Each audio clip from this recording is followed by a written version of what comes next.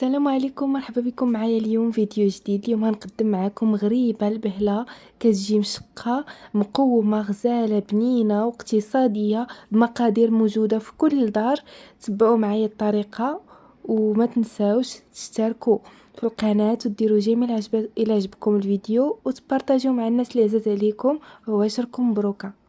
ندوزو المقادير اللي كنحتاجو فيها 250 غرام ديال السكر كلاصي، وانا كنكون حيدت منه واحد المعلقه ديال السكر كلاصي ودرت بلاصتها معلقه ديال سنيده غير باش كتعطينا ديك التقرميشه في الغريبه.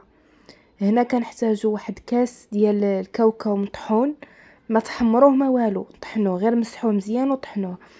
عندنا معلقه ديال الجنجلان اللي تكون منقيه ومحمره، وراس معلقه ديال النافع اللي بغاها، وراس معلقه ديال القرفه كنضيفها حتى هي كتعطي واحد النكهه زوينه بزاف، وواحد الفاني نكهه باش كتدير لنا واحد المذاق زوين، وراس معلقه ديال الخميره ديال الخبز، وواحد الرشيشه صغيره ديال الملحه، ضروري من الملحه كتنسم لينا الحلوه ديالنا، وجوج معالق كبار ديال الدقيق محمر.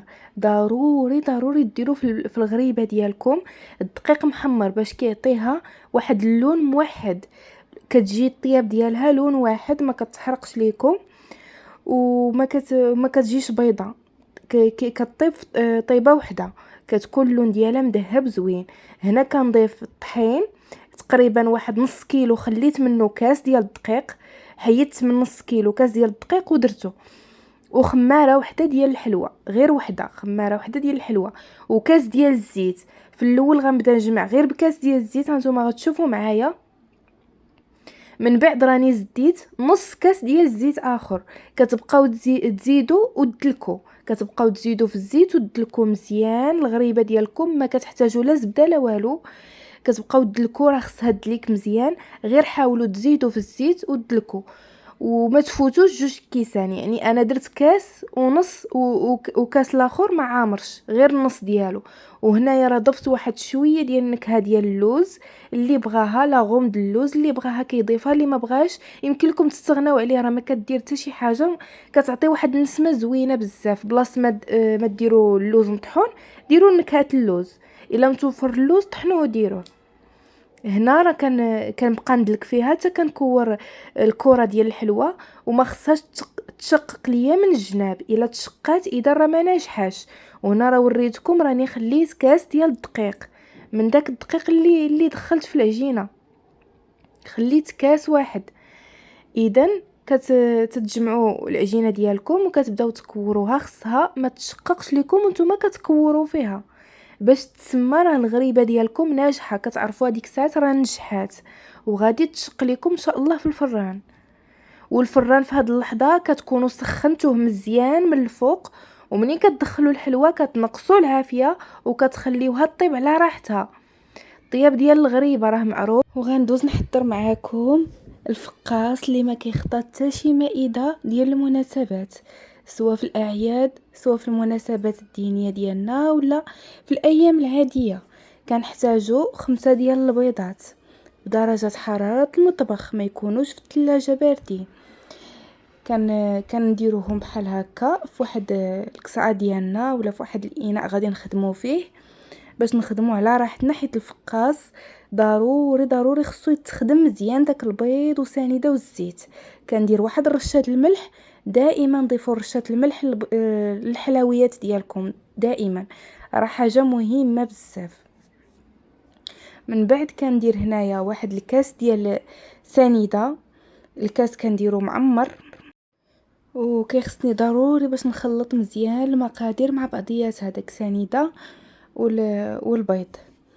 ومن بعد كنزيد واحد الساشي ديال الفاني باش كيعطينا واحد النكهه زوينه، وكنزيد واحد نص كاس ديال الجنجلان محمر ومنقي، كنزيد واحد نص كاس ديال الزبيب وكاس ديال اللوز، وكنزيد واحد معلقه كبيره ديال النافع اختياريه، وكنزيد ربع كاس ديال الماء الزهر. الا عندك هذيك، وهذه نكهه ديال الليمون كتعطي واحد المذاق رائع، ولا عندك نكهه زهر البرتقال كتضيفيها حتى هي. هنا كنبداو نديرو كنخلطو مزيان العناصر، من بعد كنضيفو الدقيق تقريبا واحد نص كيلو ديال الدقيق هكاك ولا اكثر، وجوج ديال الخمارات ديال الحلوى. كنبقاو ندخلو شويه بشويه وكنزيدو في الدقيق حتى كنحسو بالعجين تجمعات.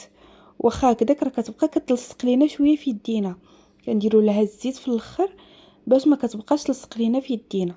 ما خصوش يكون الخليط قاصح. هانتوما كما كتشوفوا راه كندير الزيت وكنبدا نكور.